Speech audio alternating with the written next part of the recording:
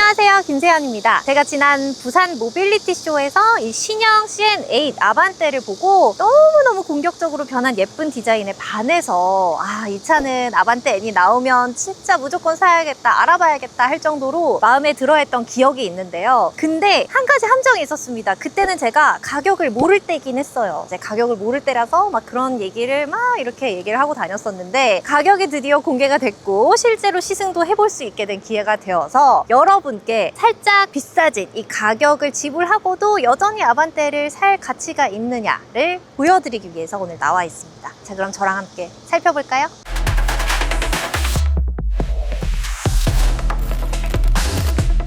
예전에 모빌리티쇼 영상에서 이 디자인 설명을 드렸으니까 이제는 옵션별로 어떤 게 들어가고 안 들어가고 이런 정도의 설명을 드리려고 제가 차 안에 탔습니다. 일단 모던, 프리미엄, 인스퍼레이션 이렇게 세 가지 트림으로 나오고요. 가격 같은 경우는 시작가를 기준으로 했을 때 336만 원이 올라서 2,398만 원이 가솔린 시작가가 되고요. 하이브리드 같은 경우는 3,042만 원이 시작가입니다. 그래서 풀 옵션을 넣었을 때 가솔린은 이제 3,717만 원이 되고 하이브리드는 4,264만 원이 되는 거죠. 와, 이제 아반떼가 다 제일 비싸게 사면 4,000인 시대가 왔구나 라고 많이들 놀라셨을 것 같습니다. 저도 좀 놀라긴 했는데요. 일단 3,717만 원이 가솔린 풀옵션인 것 같으면 예전에 아반떼 N을 노려볼 수 있는 가격까지 올라가는 거기 때문에 이건 이제 진짜 아반떼가 아니라 소나타일지도 모른다 라는 생각이 들기도 합니다. 일단 모던 트림에서는 기본적으로 반영되는 게 일단 헤드램프는 LED로 다 들어가요. 그런데 방향지시등 같은 경우는 더 윗등급으로 프리미엄으로 올라가야 LED로 들어가는 이런 차이가 있고요. 가장 중요한 건 뒷부분에 있는 램프 디자인입니다. 이 뒤에 쭉 이렇게 일자로 예쁘게 LED로 들어가 있는 그 얇은 램프는 이제 상위 등급인 프리미엄부터 그 디자인이 들어가는데요. 아예 모던에서는 돈을 추가하고 스타일 옵션을 추가하더라도 그 형태로는 갈 수 없게끔 만들어 놨기 때문에 많은 구매자분들이 거기에서 어쩔 수 없이 프리미엄 등급을 선택하게 되시지 않을까라는 생각이 들었습니다. 지금 저는 이제 최상위 트림인 인스퍼레이션 트림으로 차를 받았기 때문에 디스플레이도 14.9인치로 크고 실내도 굉장히 고급스럽게 완성이 돼 있는데요. 사실 모던 트림은 이 앞에 있는 이 조그만한 디스플레이 계기판 화면조차 기본으로 들어가 있지 않습니다. 그래서 추가를 하시려면 35만 원의 옵션 비용을 내셔야 하고요. 다만 이제 기존에 있던 CN7과 비교했을 때 CN8 같은 경우는 휠 사이즈가 15인치에서 16인치로 올라왔고 또 엔진이 1.6에서 2.0으로 더 좋아졌습니다. 그래서 기본적으로 시작가가 오른 것도 있겠죠. 그리고 저는 이번 아반떼가 플레오스 커넥트도 들어갔고 정말 많은 변화가 있지만 여기 들어가 있는 이 기어식 레버가 너무너무 좋다고 생각을 했었거든요. 왜냐면 저는 벤츠를 오래 탔었는데 이렇게 아래 위로 조작을 하는 게 실제로 이 차주로서 운전을 할 때 진짜 편해요. 이것 때문에 계속 벤츠를 타고 싶다, 이게 되는 차를 타고 싶다라고 생각했을 정도로 마음에 드는데 이게 최상위 트림에 와서야 가능하다는 부분은 그거는 조금 서운한 것 같습니다. 그게 아니고서야 결국에는 옛날처럼 그 전통적인 방식으로 조작을 하시면 되겠고요. 디스플레이 같은 경우도 기본 트림에는 12.9인치로 더 작은 화면이 들어갑니다. 이렇게 인조 가죽으로 크러쉬 패드 감싸기가 고급스럽게 예쁘게 돼 있는 부분도 부산에서 처음 보고 너무너무 예쁘다, 아반떼가 이렇게 예뻐도 되냐라고 생각을 했었는데 최상위 트림인 인스퍼레이션부터 해당이 되고요. 뱅앤올루슨 사운드도 마찬가지 거기에서 추가를 하실 수가 있고, 근데 최상위 트림인 인스퍼레이션까지 오게 되면 이미 가격이 3천만 원이 넘어가 버리기 때문에 좋은 만큼 또 가격은 많이 지불해야 한다라는 거는 좀 감안을 하셔야 될 것 같아요. 근데 저는 그런 생각은 들어요. 아반떼에서 인스퍼레이션을 선택하면 진짜 웬만큼 소나타를 잘 뽑았을 때만큼 만족스럽게 탈 수는 있겠구나 싶은 게요. 사실 이런 천연 가죽이 들어가는 것도 저는 제가 벤츠 C클래스를 탔을 때도 인조 가죽이었거든요. 그래서 천연 가죽식이나 이렇게 반영을 해서 아반떼를 타야 하나? 라는 생각을 하긴 했었는데 만약에 정말 소나타의 포지셔닝까지 차지하겠다라는 걸로 만들었다고 치면 그럴 수도 있겠다라는 생각이 들기도 하네요. 그리고 이번 CN8 같은 경우는 이 선루프도 좀 더 와이드 타입으로 바뀌었습니다. 이게 아예 파노라마 선루프의 형태는 아니지만 그래도 기존의 CN7에 비해서는 확실히 더 커진 크기고요. 전폭도 차가 3cm가 커져서 결국 소나타랑 1mm밖에 차이가 안 난대요. 그래서 이게 아반떼야 소나타야 하게 느껴지는 이유가 실제로 그 정도의 크기였기 때문인 거죠. 그건 진짜 좋습니다. 탔을 때 일단 실내도 확실히 더 넓게 느껴지고 휠베이스도 3cm가 길어졌다 보니까 2열에 탔을 때도 레그룸이 확실히 1, 2cm 차이겠지만 여유가 있어요. 이번 아반떼는 상품성 자체는 굉장히 괜찮구나, 우수하구나 라는 생각이 듭니다. 근데 또 한 가지 차별이 있어요. 현대가 대대적으로 선언했던 새로운 인포테인먼트 시스템 플레우스 커넥트가 들어간 건 사실이지만 들어가서 누릴 수 있는 건 기본 등급부터는 아니에요. 모던에는 안 들어가 있고 이제 프리미엄으로 와야 그때부터 이 안에 있는 내비게이션과 글레오 AI를 쓸 수가 있대요. 근데 그렇게 대대적으로 광고를 했던 것 치고는 이제 기본적으로 반영되는 사항은 아니었다 보니까 결국에는 2,400만 원짜리 아반떼에선 할 수 없는 거잖아요. 2,000 후반으로 온 아반떼에서만 누릴 수가 있다라는 걸 참고를 하시면 되겠고요. 기존보다 예뻐진 건 확실한 것 같아요. 앰비언트 라이트 같은 조명도 예전보다 훨씬 더 과감하게 들어갔고, 그럼 글레오 AI가 이제 워낙 똑똑하다고 하니까 제가 귀찮아서 그런 건 아니고요. 얘한테 뭐가 달라졌는지 물어볼게요. 글레오,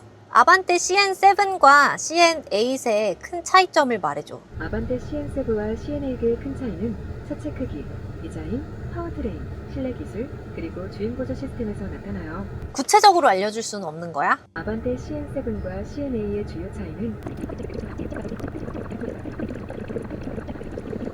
우와, 진짜 구체적으로 알려달라고 하니까 구체적으로 알려줬는데 가격만 구체적으로 안 알려주네요. 똑똑한데?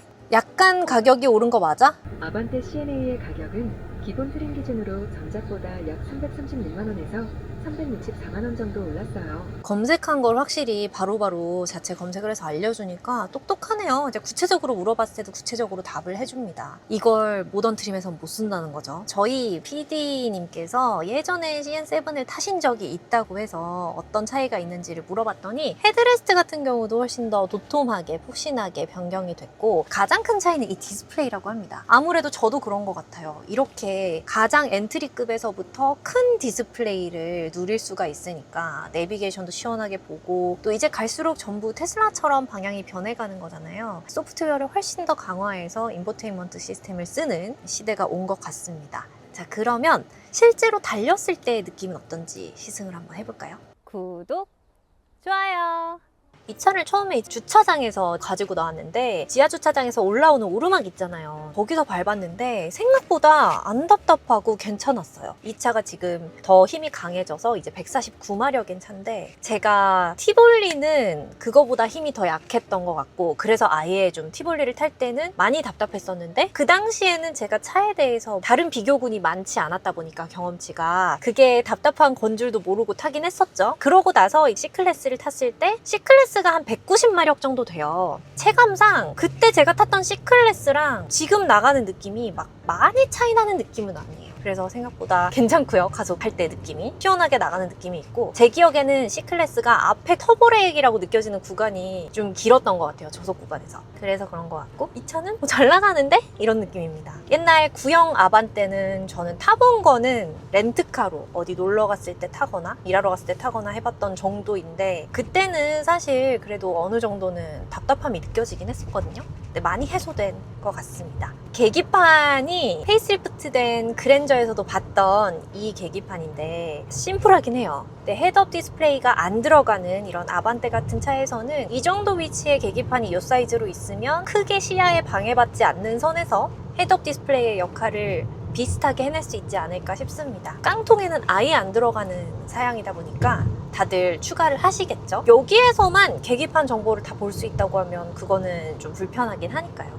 심플한 만큼 시인성이 좋아야 하는데 그 정도로 시인성이 좋은지는 잘 모르겠습니다. RPM 게이지가 여기에 뜨잖아요. 그럼 테슬라처럼 무조건 여기를 봐야 되는 거구나. 그리고 프리미엄부터 앞에 윈드실드에 이중 접합도 들어가고, 유리가 시트에도 열선이나 통풍을 추가할 수 있고, 저는 일단 인스퍼레이션 트림에 또 풀옵션 차량을 몰고 있다 보니까 아반떼인데 이 정도로 예쁘게 만들어졌다고 싶지만, 또 가격을 생각해보면 이 가솔린 풀옵션은 3,717만 원이에요. 그럼 3,717만 원이면 좋긴 좋은데 비싸긴 비싸다 생각이 들기는 합니다. 이 정도면 진짜 소나타 팀킬이에요. 팀킬이라서 사람들이 아반떼를 이 정도로 만들었으면 이제 소나타를 단종시키는 게 아니냐, 진짜 소문이 돌고 있죠. 소나타의 포지셔닝이 정말 애매해질 수도 있습니다. 그리고 요즘 하도 SUV가 강세다 보니까 세단이 이 엔트리급에서 경쟁 차종이 많지 않은 것 같아요. 고려를 해봤을 때 떠오르는 소형 SUV는 정말 많은데, 그렇죠? 뭔가 우리나라 사회 초년생들 국민 첫 차를 책임져 주던 그 아반떼의 그 포지션이 사라진 느낌? 이 좀 들기는 합니다. 근데 진짜 너무 좋아요. 이렇게 옵션까지 다 추가하고 나면 1열, 2열 시트도 다 전동으로 들어가고 통풍 들어가고, 옛날에 이런 아반떼급의 차량에 시트가 다 전동으로 들어가는 거 생각을 잘 못하긴 했었거든요. 그런 면에서 보면 국산차가 참 좋긴 한데, 맨 아래 등급에서부터 원하는 걸 다 추가할 수 있으면 얼마나 합리적으로 살 수 있을까요? 에어백도 10개로 늘어나서 더 안전하게 바뀌었고, 전방 충돌, 후측방 충돌 이런 것들을 보조해주는 기능도 훨씬 더 똑똑하게 들어가고, 내비게이션 기반 스마트 크루즈 컨트롤 이런 것들도 이제는 있다 보니까 차가 좋아진 걸 감안하면 또 가격이 오르는 게 맞긴 한 것 같아요. 근데 비싼 것도 맞긴 한 것 같아요. 저는 그런 생각을 하면서 지금 차를 타고 있습니다. 나가는 느낌 괜찮은데요? 답답하지 않아요. 물론 2.0이라서 이제 그런 것도 있지만, 근데 많은 분들이 말씀을 하시는 게 그 부분이죠. 단순히 1.6에서 2.0으로 왔다라는 게 힘이 더 좋아졌다, 차가 좋아졌다 이걸 의미하는 것뿐만 아니라 동시에 또 자동차세라든지 여러 부가적인 비용을 더 많이 내야 한다는 의미이기도 하기 때문에요. 29만 원 내던 자동차세를 52만 원을 내야 되고, 이런 것들도 비용으로 따져보면 결국엔 크긴 크니까 차라리 그 비용을 안 내도 되니까 좀 더 합리적으로 내주는 게 좋지 않나라는 사람도 물론 있을 것 같습니다. 물가 상승률 같은 걸 근데 또 생각해보면 뭐든지 다 비싸지긴 해서 비싸지는 게 당연하겠지라고 생각은 들지만, 그래도 와, 이제 아반떼가 시작가가 2,400이야? 이렇게 되면 다르긴 하죠. 하이브리드는 오늘 시승차 중에 없기는 했었는데, 하이브리드도 시작 가격이 3,042만 원이잖아요. 하이브리드는 풀옵션까지 가게 되면 4,264만 원이라서, 아반떼가 풀옵션으로 이것저것 해서 4,000만 원이 넘는다고? 이렇게 생각하면 그건 아반떼가 아니긴 하죠.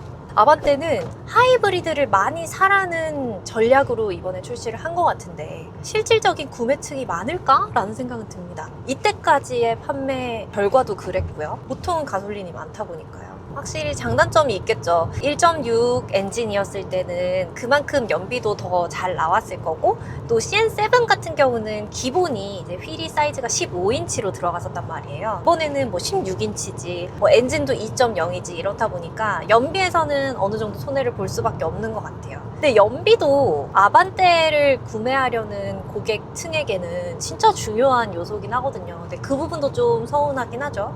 옛날에는 아반떼 연비 20은 정말 우습게 나왔을 텐데, 지금 발표되어 있는 연비는 16인치의 휠을 기준으로 했을 때 리터당 14.3km가 나간다고 합니다. 종전에는 14.8km, 그러니까 0.5가 차이가 나는 건데요. 그래도 여전히 훌륭한 연비니까 괜찮긴 하죠. 근데 진짜 생각보다 진짜 시원해요. 진짜 잘 나간다. 확실히 2.0이라서 다른가 봐요. 자, 그리고 이번 아반떼에는 현대차 최초로 내비게이션 기반 스마트 컨트롤 2가 들어갑니다. 차량 전용 도로에 왔으니까 크루즈를 한번 켜볼게요. 여기 구간 단속기 온 김에 해놓고 스티어링 휠 그립 감지가 들어가 있으니까 한 손으로 잡고 차선 바꿔볼까요? 3초에서 5초 내로 들어간다 그랬어요.